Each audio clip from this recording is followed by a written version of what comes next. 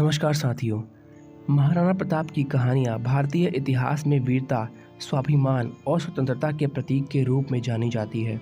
हल्दी घाटी का युद्ध 1576 में महाराणा प्रताप और मुगल बादशाह अकबर के सेनापति मान सिंह प्रथम के बीच लड़ा गया था। इस युद्ध में महाराणा प्रताप ने उनकी छोटी सी सेना के साथ मुगलों का डटकर सामना किया। उनकी वीरता और युद्ध कौशल के कारण उन्हें मेवाड़ का शेर भी कहा जाता है। हालांकि इस युद्ध में महाराणा प्रताप को पीछे हटना पड़ा, लेकिन उनकी स्वतंत्रता और स्वाभिमान की भावना बरकरार रही। हल्दी घाटी के युद्ध के बाद महाराणा प्रताप ने मेवाड़ की स्वतंत्रता की रक्षा के लिए अरावली की पहाड़ियों और जंगलों में संघर्ष किया। उन्होंने अपने परिवार और सेना के साथ कठिन परिस्थितियों में जीवन बिताया, लेकिन कभी हार नहीं मानी। उनका यह संघर्ष और दृढ़ संकल्प स्वतंत्रता के प्रति अपार प्रेम को दर्शाता है। महाराणा प्रताप का घोड़ा चेतक भी उनकी वीरता का प्रतीक है। हल्दी घाटी के युद्ध में जब महाराणा प्रताप घायल हो गए थे, चेतक ने उन्हें सुरक्षित स्थान पर पहुंचाया। इस दौरान चेतक ने एक नदी को पार करते हुए अपने प्राणों की आहुति दी। चेतक की वफादारी और बलिदान की कहानी आज भी प्रेरणा का स्रोत है। महाराणा प्रताप की कठिनाइयों के समय भामा शाह नामक व्यापारी ने उनकी सहायता की। भामा शाह ने अपना सारा धन महाराणा प्रताप को दान कर दिया, जिससे वे अपनी सेना को पुनः संगठित कर सके और मुगलों के खिलाफ अपनी लड़ाई जारी रख सके। भामा शाह की इस दानवीरता की कहानी महाराणा प्रताप की संघर्ष गाथा में महत्वपूर्ण स्थान रखती है। महाराणा प्रताप की ये कहानियाँ भारतीय इतिहास में वीरता, स्वाभिमान और स्वतंत्रता की अद्भुत मिसालें हैं। महाराणा प्रताप की ताकत से जुड़ी एक प्रसिद्ध कहानी उनकी अद्वितीय शारीरिक शक्ति और युद्ध कौशल को दर्शाती है।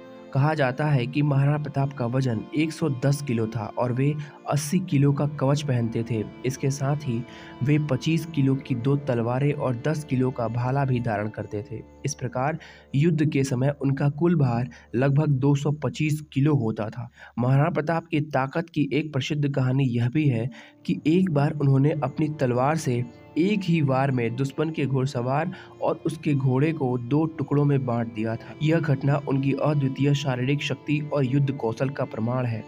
उनकी यह वीरता और शक्ति देखकर दुश्मन भी उनकी प्रशंसा किए बिना नहीं रह पाते थे। एक और कहानी के अनुसार महाराणा प्रताप एक विशेष प्रकार के धनुष का उपयोग करते थे, जो बहुत ही भारी और मजबूत था। कहा जाता है कि इस धनुष को खींचने के लिए एक सामान्य व्यक्ति की शक्ति पर्याप्त नहीं होती थी। महाराणा प्रताप न केवल इस धनुष को आसानी से खींचते थे, बल्कि उससे सटीक निशाने भी लगाते थे। यह उनकी अपार ताकत और कौशल का एक और उदाहरण है। उनकी ताकत और वीरता का इतना खौफ था कि दुश्मन सेनाएं उनके नाम से ही कांप उठती थीं। हल्दी घाटी के युद्ध के दौरान उनकी विशालकाय उपस्थिति और अद्वितीय युद्ध कौशल ने मुगल सेना के कई सैनिकों को भयभीत कर दिया था और वे भाग खड़े हुए थे। उनकी और मुगल शासकों के बीच की कहानी भारतीय इतिहास में संघर्ष, स्वतंत्रता और आत्मसम्मान की एक महत्वपूर्ण गाथा है। महाराणा प्रताप और मुगल शासक अकबर के बीच संघर्ष का मुख्य कारण मेवाड़ की स्वतंत्रता थी। अकबर ने अपने साम्राज्य का विस्तार करने के लिए कई राजपूत राज्यों को अपने अधीन कर लिया था, लेकिन महाराणा प्रताप ने अकबर की अधीनता स्वीकार करने से मना कर दिया। हल्दी घाटी के युद्ध के बाद भी महाराणा प्रताप ने संघर्ष जारी रखा। उन्होंने अरावली की पहाड़ियों और जंगलों में गुरिल्ला युद्ध तकनीक का उपयोग करके मुगलों के खिलाफ लड़ाई जारी रखी। महाराणा प्रताप की इस रणनीति ने मुगलों को लंबे समय तक परेशान किया और वे मेवाड़ को पूरी तरह से अधीन करने में असमर्थ रहे।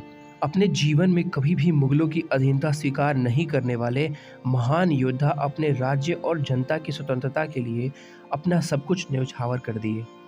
उनकी यह प्रतिज्ञा और संघर्ष भारतीय इतिहास में वीरता और स्वाभिमान का प्रतीक बन गया है। महाराणा प्रताप और मुगलों के बीच का यह संघर्ष एक लंबी गाथा है, जो वीरता, साहस और स्वतंत्रता की भावना को दर्शाती है। उनकी अदम्य इच्छा शक्ति और आत्मसम्मान ने उन्हें आज इतिहास में एक महान योद्धा और नायक के रूप में स्थापित कर दिया है। धन्यवाद।